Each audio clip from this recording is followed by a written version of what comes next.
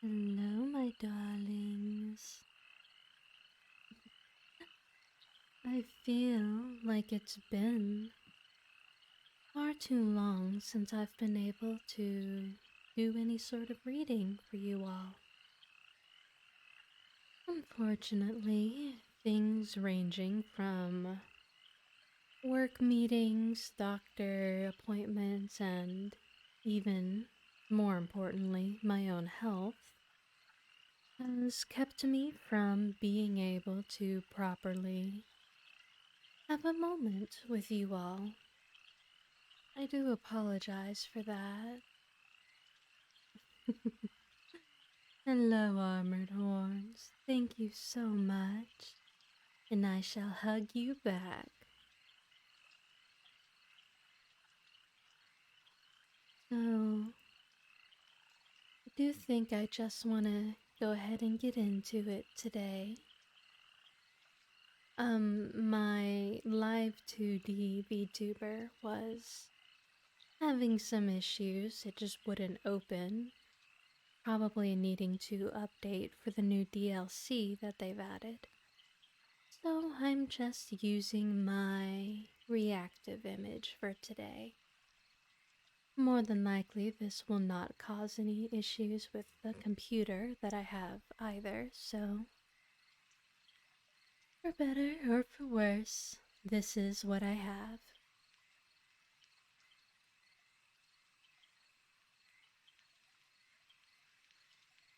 And we are still going on in our ghost stories from Irish myth and fairy tale.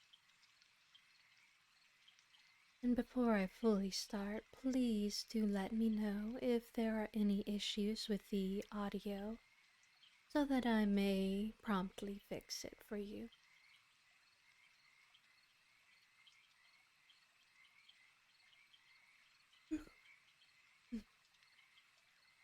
But our first story for today is actually more of a poem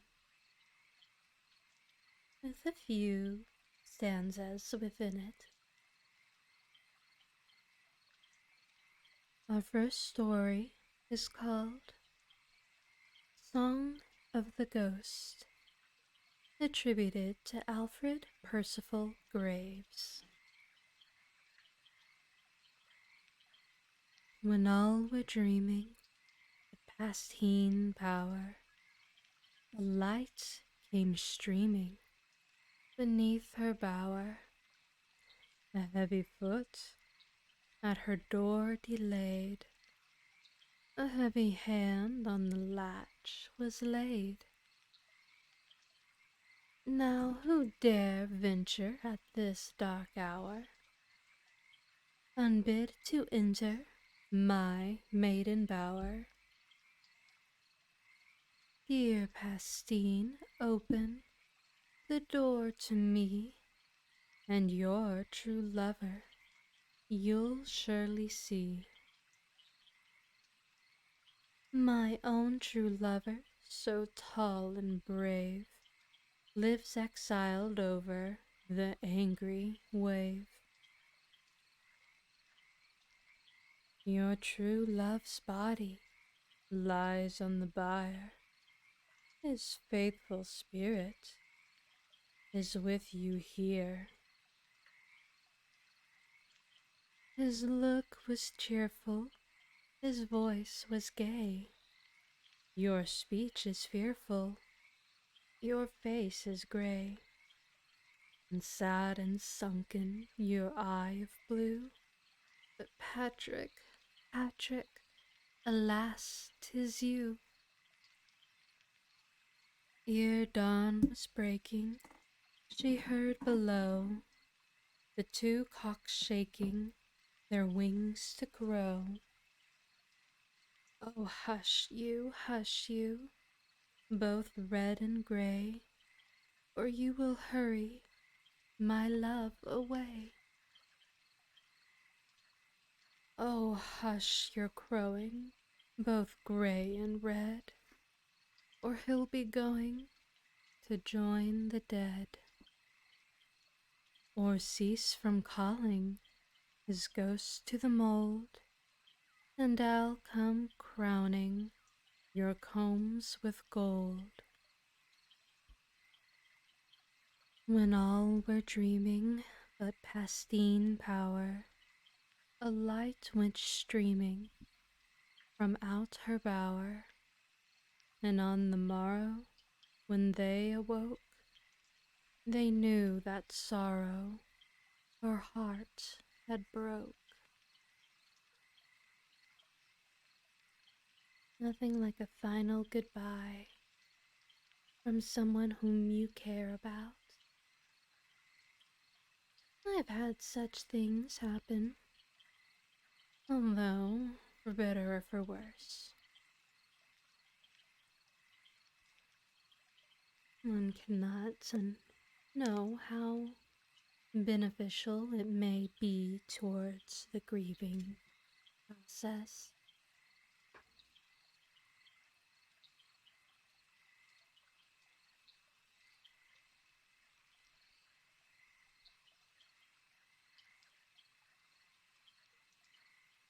Our next story is called Drew Chen's Ghost, attributed to Patrick Kennedy.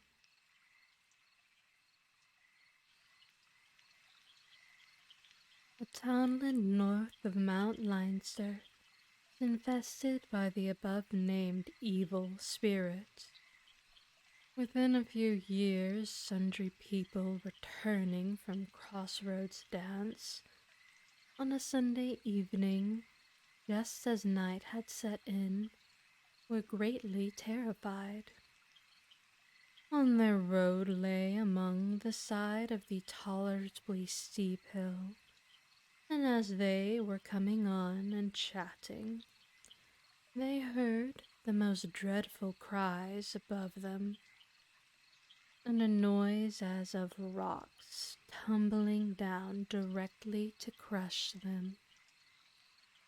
They ran away with their best speed, and still heard the unearthly yells higher up, and the dreadful sounds, as if half the rocks and loose stones on the heights were seeping down, crossing the roads behind them, and plunging headlong into the stream at the bottom of the hill. Terror and dismay ruled the neighborhood that night, and for a week longer, when the fright of the Sabbath breakers was turned to anger and shame. The wag of the next village had carried an empty cask to the summit of the hill, supplied the inside with some stones, fastened the end securely, and just as the gossipers came below, he let slip the engine. Ruchan, the bugbear of the district, had been a man of evil life, and consequently entitled after his death to annoy all peaceable subjects that had the ill luck to live in his neighborhood. A small family in that blighted vicinity were taking their evening meal in their little parlor, when they were alarmed by their servant girl rushing across the hall of the kitchen and crying out, oh master, Ruchan's ghost, he's in the kitchen." After 15 minutes spent in exclamations, hasty questions, confused answers, and researches, the following dialogue took place. "What shape did he appear to you in?" "Oh, I didn't see him at all." "Who saw him?" "The cats." "How do you know?"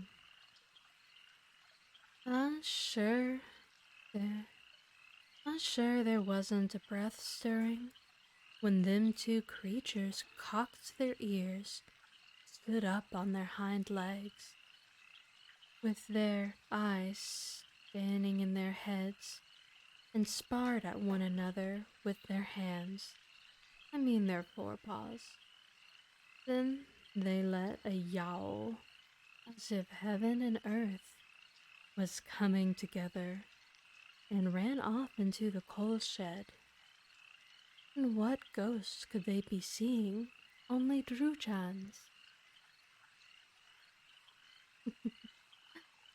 I appreciate that my cats are acting rowdy not too far away from me.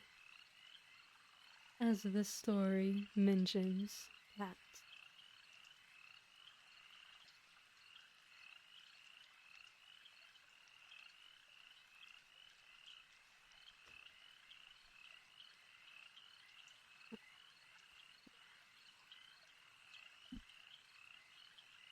The next story is called The Radiant Boy, attributed to a Mrs. Crow.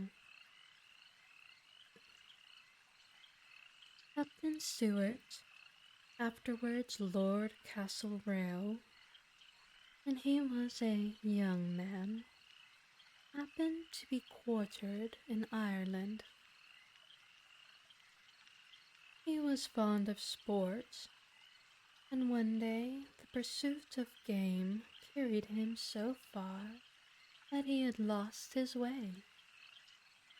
The weather, too, had become very rough, and in this strait he presented himself at the door of a gentleman's home, and sending in his card, requested shelter for the night. The hospitality of the Irish country gentry is proverbial. The master of the house received him warmly, but he feared he could not make him so comfortable as he could have wished, his house being full of visitors already, added to which some strangers, driven by the inclemency of the night, had sought shelter before him, but such accommodation as he could give, he was hearty welcome to. Whereupon he called his butler, and committing the guest to his good services, his good offices, told him he must put up somewhere, and do the best he could for him. There was no lady, the gentleman being a widower. Captain Stewart found the house crammed, and a very jolly party it was. His host invited him to stay, and promised him good shooting if he would prolong his visit a few days. And in fine, he thought himself extremely fortunate to have fallen into such pleasant quarters.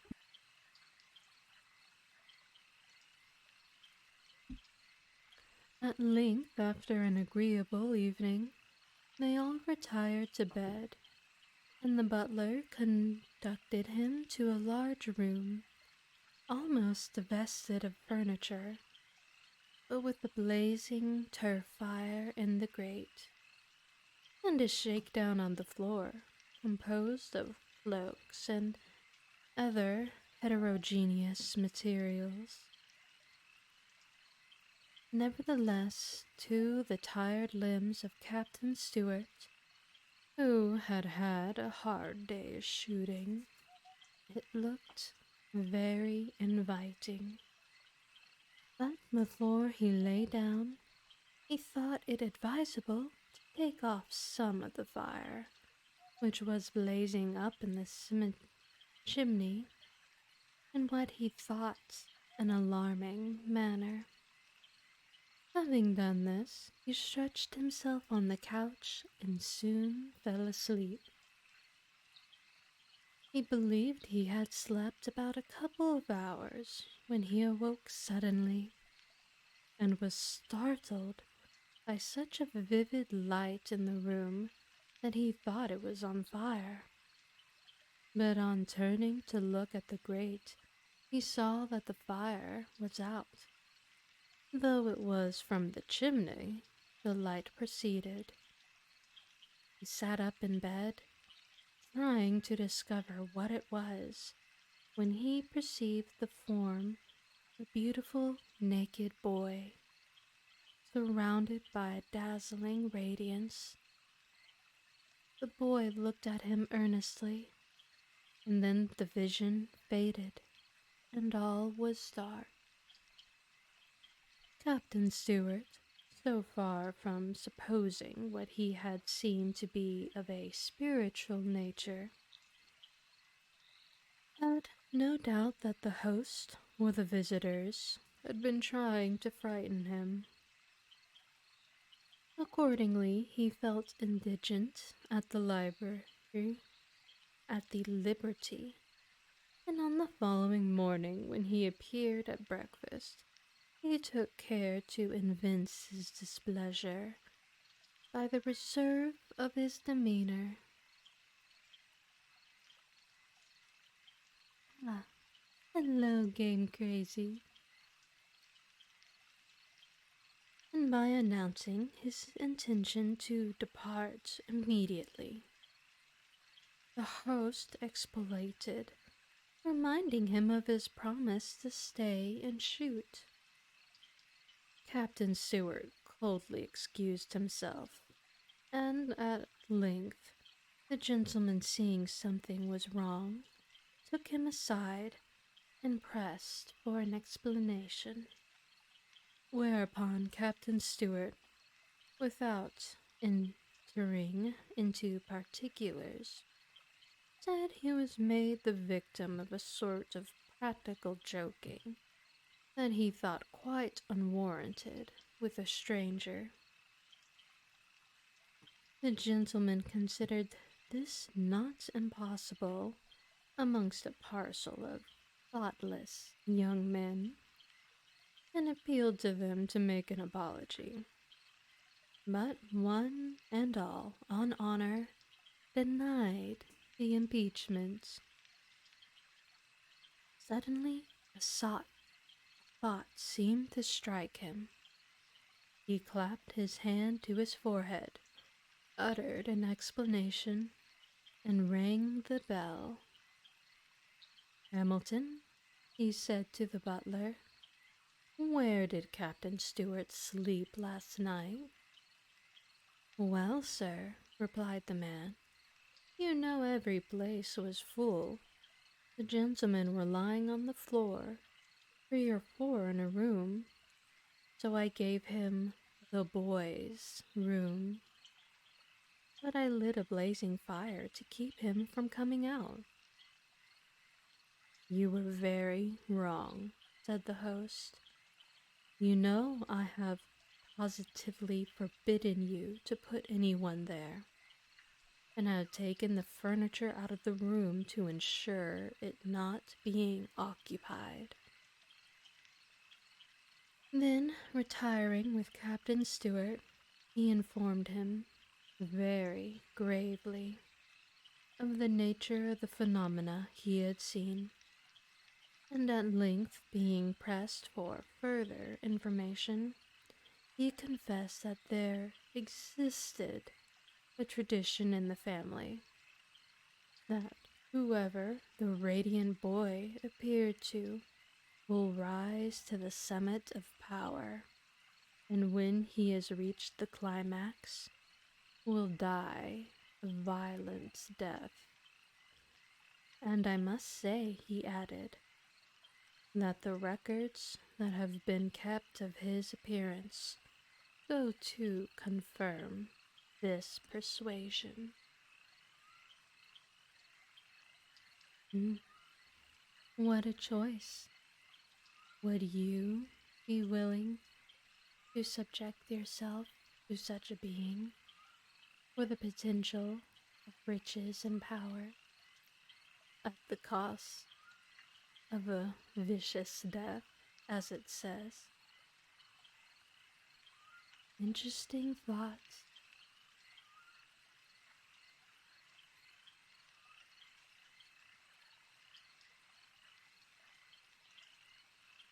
Mhm.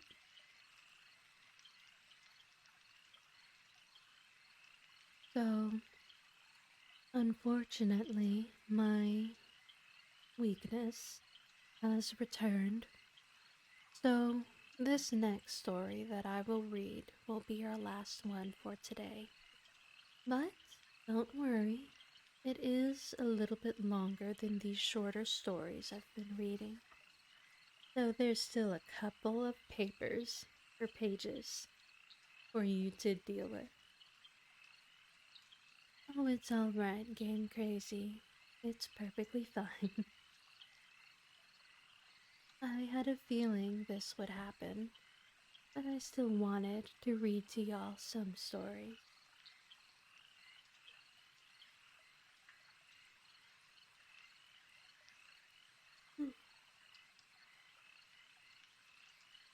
This next story is called The Fate of Frank McKenna, attributed to William Carleton. There lived a man named McKenna at the hip of one of the mountainous hills which divide the county of Tyrone from that of Monaghan. This McKenna had two sons, one of whom was in the habit of tracing hairs of a Sunday whenever there happened to be a fall of snow. His father, it seems, had frequently remonstrated with him upon what he considered to be a violation of the Lord's Day, as well as his general neglect for Mass. The young man, however, thought otherwise harmless and inoffensive, was in this manner quite insensible to paternal reproof, and continued to trace whenever the avocations of labor would allow him. It so happened that upon a Christmas morning, I think it was the year 1814, there was a deep fall of snow, and young McKenna, instead of going to Mass, got down his cockstick, which is a staff much thicker and heavier at one end than the other, and prepared to set out on his favorite amusement. His father, seeing this, reproved him seriously, and insisted that he should attend prayers. His enthusiasm for the sport, however, was stronger than his love of religion, and he refused to be guided by his father's advice. The old man, during the altercation, got warm, and on finding that the son obstinately scorned his own will, his authority, he knelt down and prayed that if the boy persisted in following his own will, he might never return from the mountains unless as a corpse. Goodness, what a prayer to have for your own child.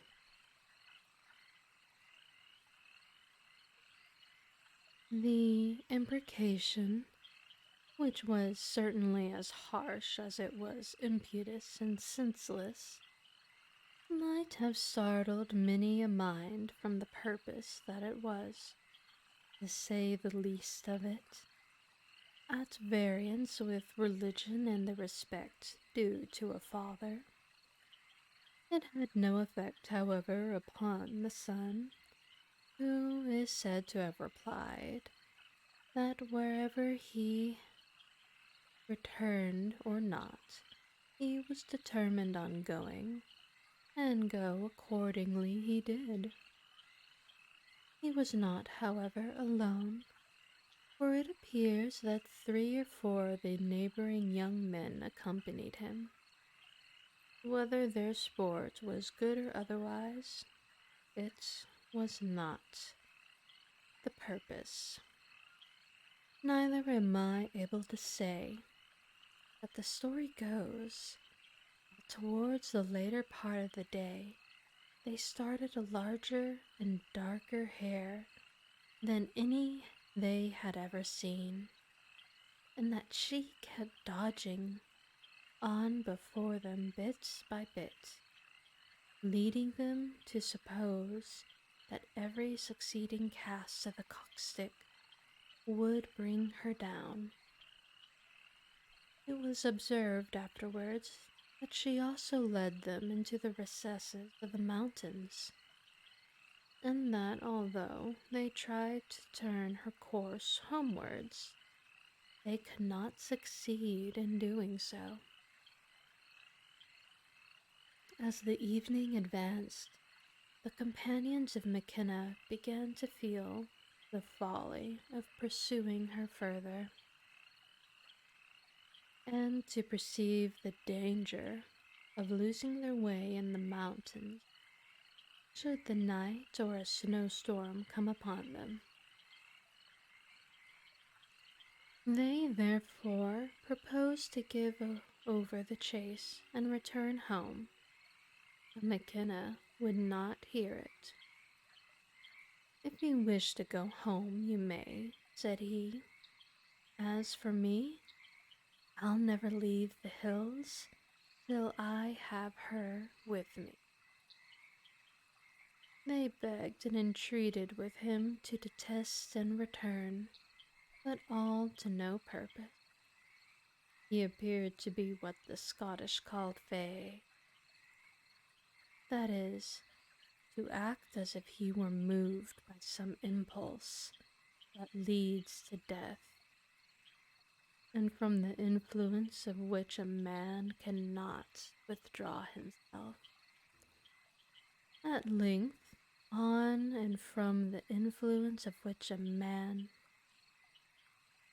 at length, on finding him invincibly obstinate, they left him pursuing the hare directly into the heart of the mountains, and returned to their respective homes.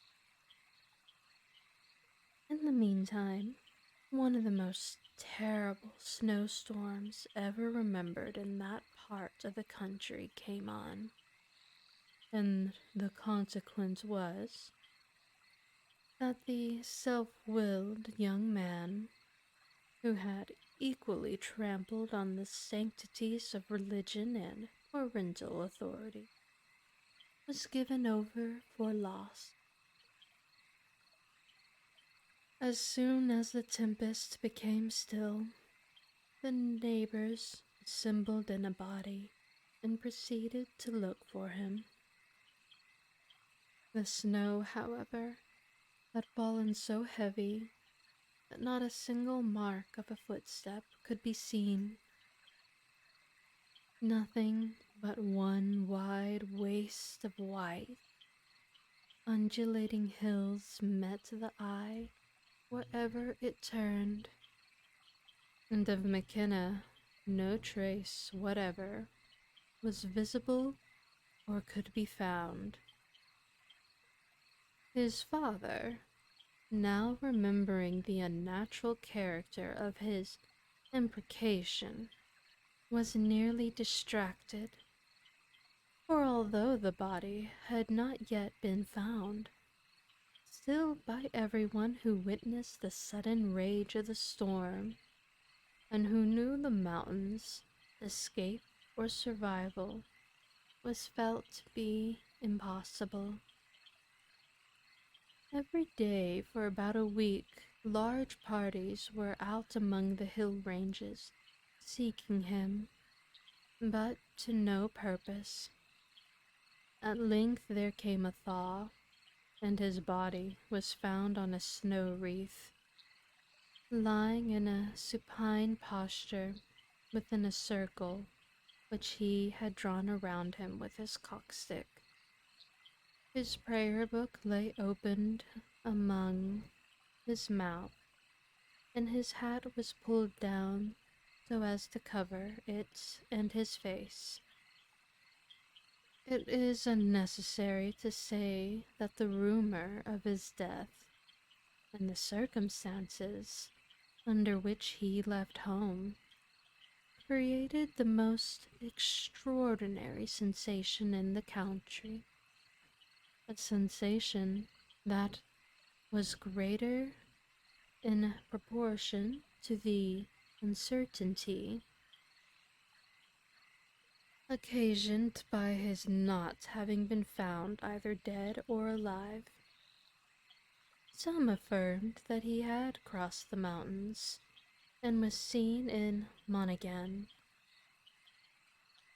Others, that he had been seen in Clones, in Imveville, in 5 Mile Town. But despite all of these agreeable reports, the melancholy truth was at length made clear by the appearance of the body, as just stated. Now, it so happened that the house nearest to the spot where he lay was inhabited by a man named Daly. I think, but the name I am not certain, who was a herd or caretaker to Dr. Porter, then Bishop of Clogher. The situation of this house was the most lonely and desolate-looking thing that could be imagined. It was at least 2 miles distant from any human habitation, being surrounded by one wide and dreary waste of dark moor. By this house lay the roots of those who had found the corpse, and I believe the door of it was borrowed for the purpose of conveying it home.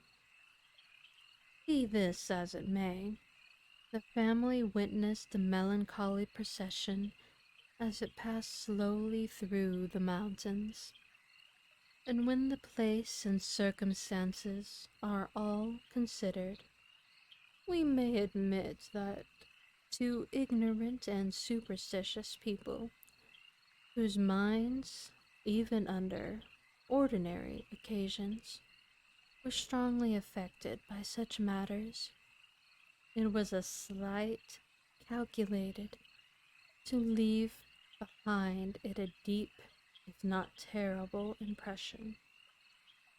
Time soon proved that it did so. An incident is said to have occurred at the funeral in fine keeping with the wild spirit of the whole melancholy event. When the procession had advanced to a place called Mulligatawny, a large, dark-colored hare, which was instantly recognized by those who had been with him on the hills as the identical one that led him to his fate. It's said to have crossed the roads about 20 yards or so before the coffin. The story goes that a man struck it on the side with a stone, and that blow, which would have killed any ordinary hare, not only did it no injury, but occasioned a sound to proceed from its body, resembling a hollow one emitted by an empty barrel when struck.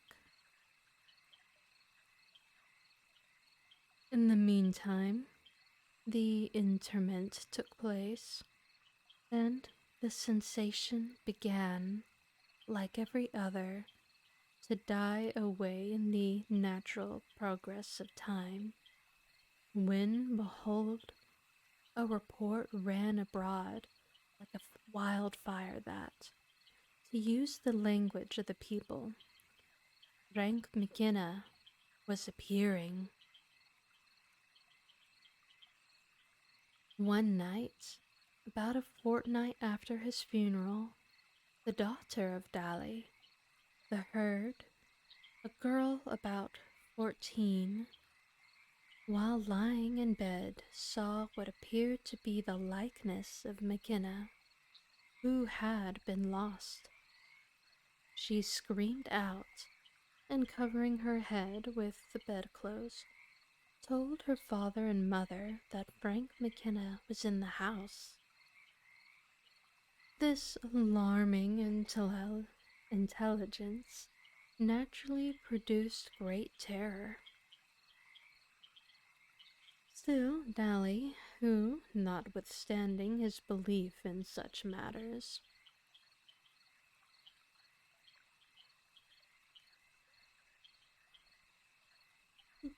oh goodness, notwithstanding his belief in such matters, possessed a good deal of moral courage, was cool enough to rise and examine the house, which consisted of only one apartment. This gave the daughter some courage, who, on finding that her father could not see him, ventured to look out, and she then could see nothing of him herself. She very soon fell asleep, and her father attributed what she saw to fear, or some accidental combination of shadows proceeding from the furniture, for it was a clear moonlit night. The light the following day dispelled a great deal of apprehensions, and comparatively little was thought of it until evening advanced again, when the fears of the daughter began to return. They appeared to be prophetic, for she said then, when night came, that she knew he would appear again, and accordingly, at the same hour, he did so.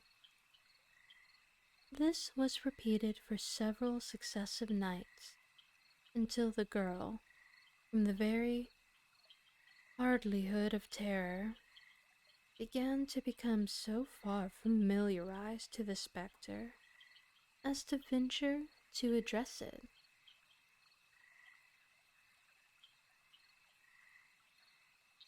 Ah, hello, baby chief. In the name of God, she asked, what is troubling you? Or why do you appear to me instead of some of your own family or relations? The ghost's answer alone might settle the question involved, in the most authenticity of its appearance, being, as it was, on account of one of the most ludicrous missions that ever a spirit was dispatched upon. I'm not allowed to, said he, to speak to any of my friends, for I parted with them in anger. But I'm come to tell you that they are quarreling about my breeches. A new pair that I got made for Christmas Day, and I was coming up to Trace in the mountains. I thought they could. This gentleman has a heavy accent written in. I thought they could one undo better, and of course I didn't put the new pair on me. My reason for appearing, he added, is that you may tell my friends that none of them is to wear them. They must be given to charity. This serious and solemn information from the ghost was duly communicated to the family. It was found that the circumstances were exactly as it had represented them. This, of course, was considered a sufficient proof the truth of its mission. Their conversations now became not only frequent, but quite friendly and familiar. The girl became a favorite with the spectre, and the spectre, on the other hand, soon lost all his terrors in her eyes. He told her that whilst his friends were bearing home his body, the handspikes or poles on which they had carried him had cut into his back and occasioned him great pain.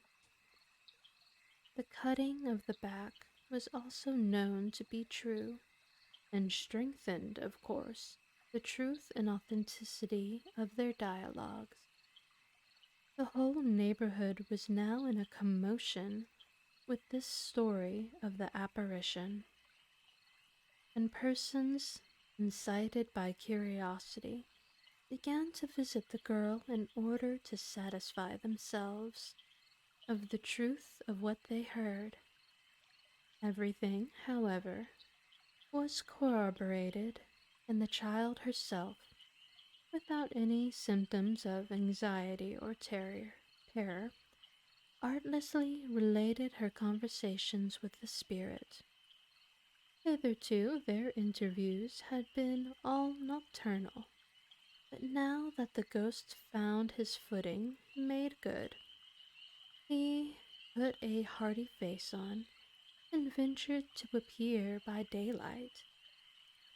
The girl also fell into states of syncope, and while the fits lasted, long conversations with him upon the subject of God, the Blessed Virgin, and heavens took place between him.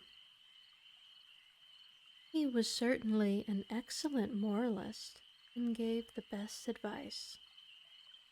Swearing, drunkenness, theft, and every evil propensity of our nature were declaimed against with a degree of spectral eloquence quite surprising.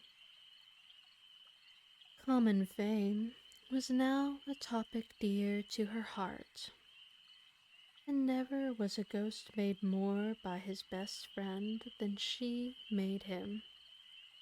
The whole country was in tumult, and I well remember the crowds which flocked to the lonely little cabin in the mountains, now the scene of matters so interesting and important. Not a single day passed in which I could think of 10 to 20, 30, or 50 persons were not present at these singular interviews. Nothing else was talked of, though thought of, and, as I can well testify, dreamt of. I would myself have gone to Dally's were it not for a confounded misgiving I had that perhaps the ghost might take such a fancy of appearing to me as he had taken to cultivate an intimacy with the girl. And it so happens that when I see the face of an individual nailed down in a coffin, chilling and glooming operation, I experience no particular wish to look upon it again. The spot where the body of McKenna was found is now marked by a little heap of stones, which had been collected since the melancholy event of his death. Every person who passes it throws a stone upon the heap. But why this old custom is practiced, or what it means, I do not know, unless it be simply to mark the spot as a visible means of preserving the memory of the occurrence. Allie's house, the scene of the supposed apparition, is now a shapeless ruin, which could scarcely be seen were it not for the green spot that once was a garden, and which now shines at a distance like an emerald, but with no agreeable or pleasing associations. It is a spot which no solitary schoolboy will ever visit, nor indeed would the unflinching believer in its popular nonsense of ghosts wish to pass it without a companion. It is, under any circumstances, a gloomy and barren place, but when looked upon in connection with what we have just recited, it is lonely, desolate, and awful.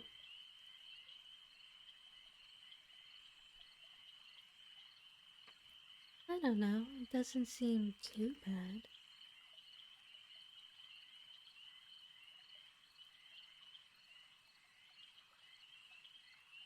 Hmm. So, this was supposed to be the last story of the day, but this next story is really short, and it leads to the next section of stories.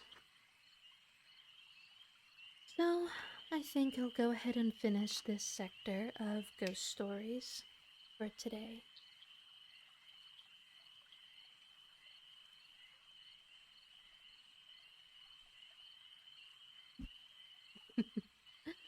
The irony is not lost on me that I had thought of cutting this stream a little short, only to see that it might last my usual time.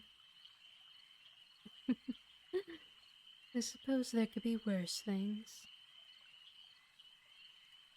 The last story for today, and the final story within our section of the ghost stories, is The Ghosts and the Game of Football, attributed to Patrick Kennedy.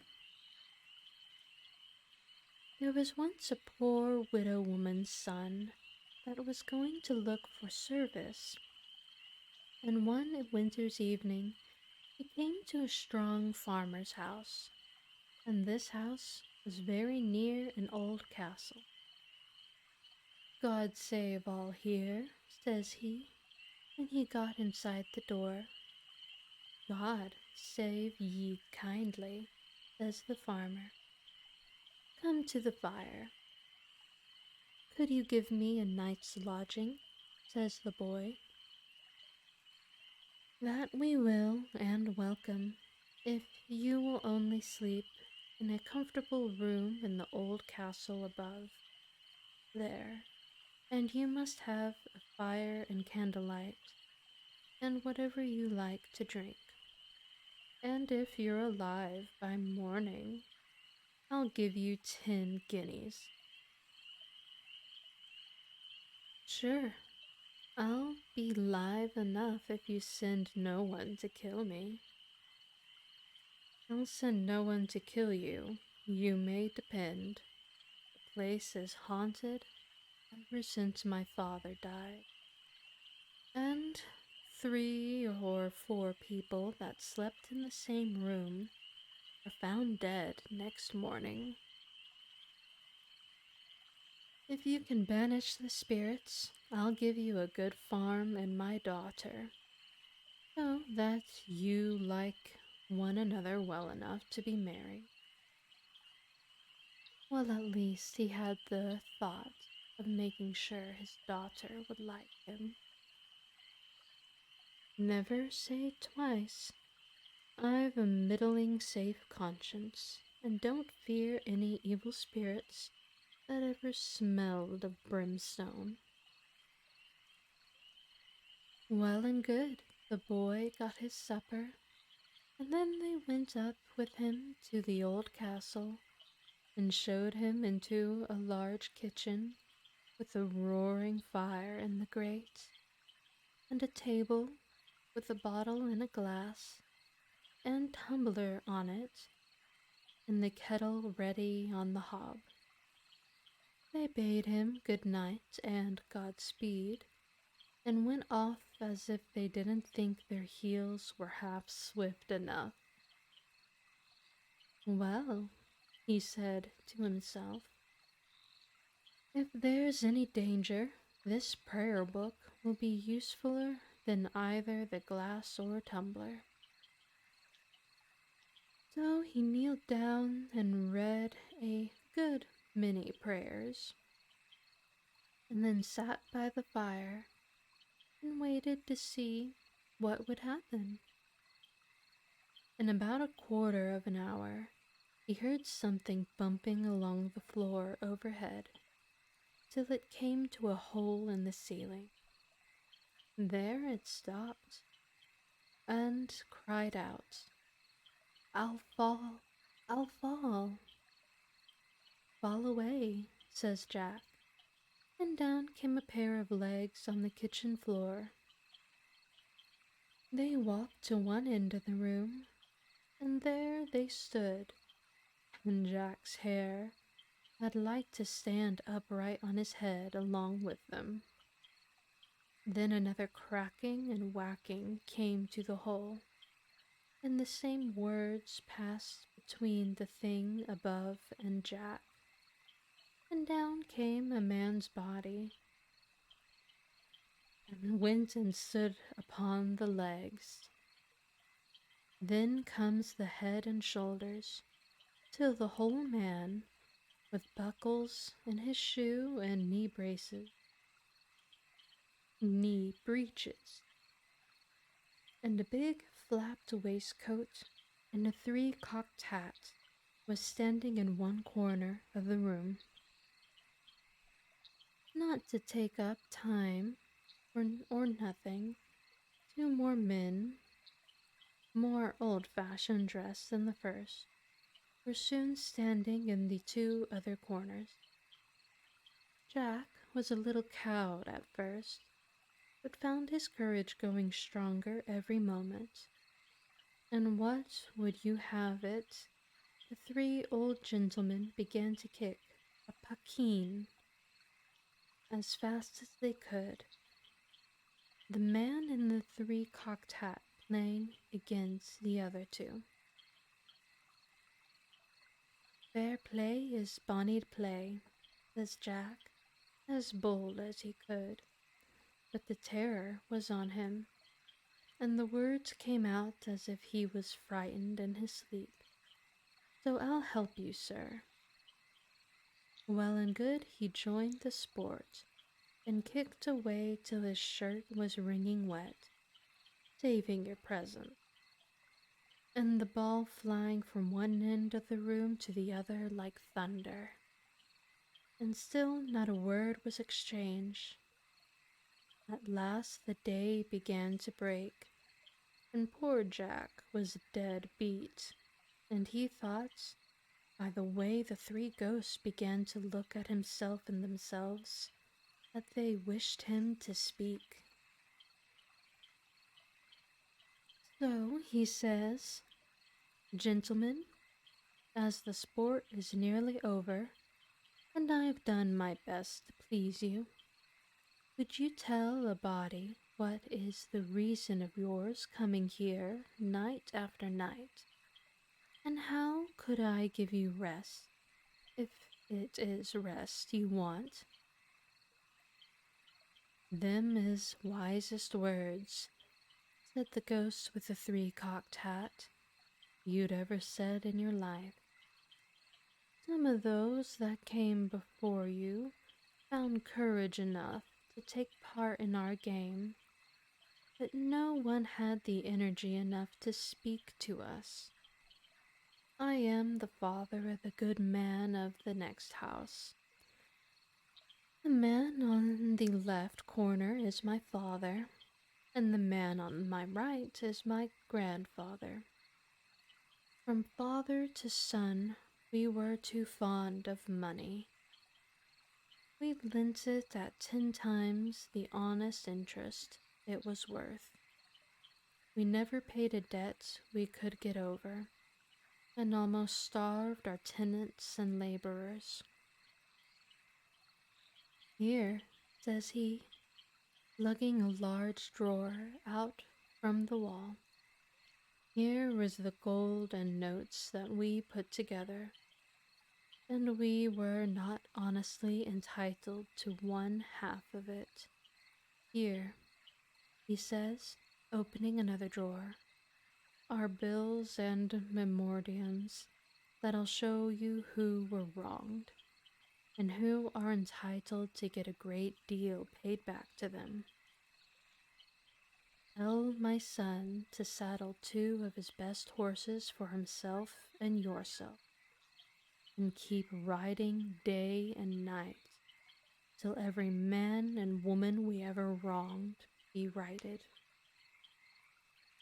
When this is done, come here again some night, and if you don't hear or see anything, we'll be at rest, and you may marry my granddaughter as soon as you please. Just as he said these words, Jack could see the walls through his body, and when he winked to clear his sight, the kitchen was as empty as a noggin turned upside down. At the very moment the farmer and his daughter lifted the latch, and both fell on their knees when they saw Jack alive. He soon told them everything that happened, and for 3 days and nights did the farmer and himself ride about, till there wasn't a single wronged person left without being paid to the last farthing. The next night Jack spent in the kitchen. He fell asleep before he was after sitting 1/4 hour by the fire, and in his sleep he thought he saw 3 white birds flying up to heaven from the steeple of the next church. Jack got the daughter for his wife, and they lived comfortably in the old castle. And if ever he was tempted to hoard up gold, or keep for a minute a guinea or a shilling from a man that earned it through the nose, he bethought him of the ghosts in the game of football.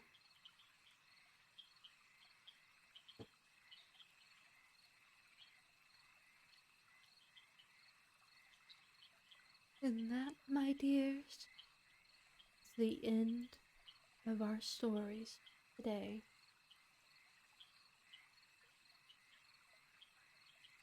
We have finished the section over ghosts, and now it seems that our next section is actually over witches and fairy doctors.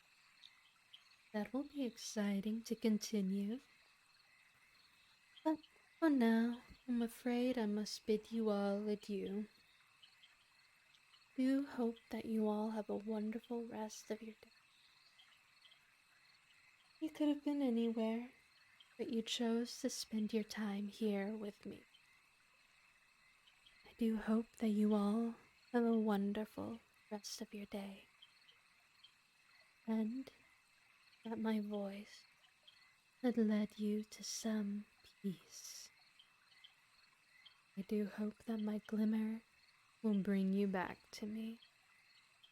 But until next time, my dears, ta and good night.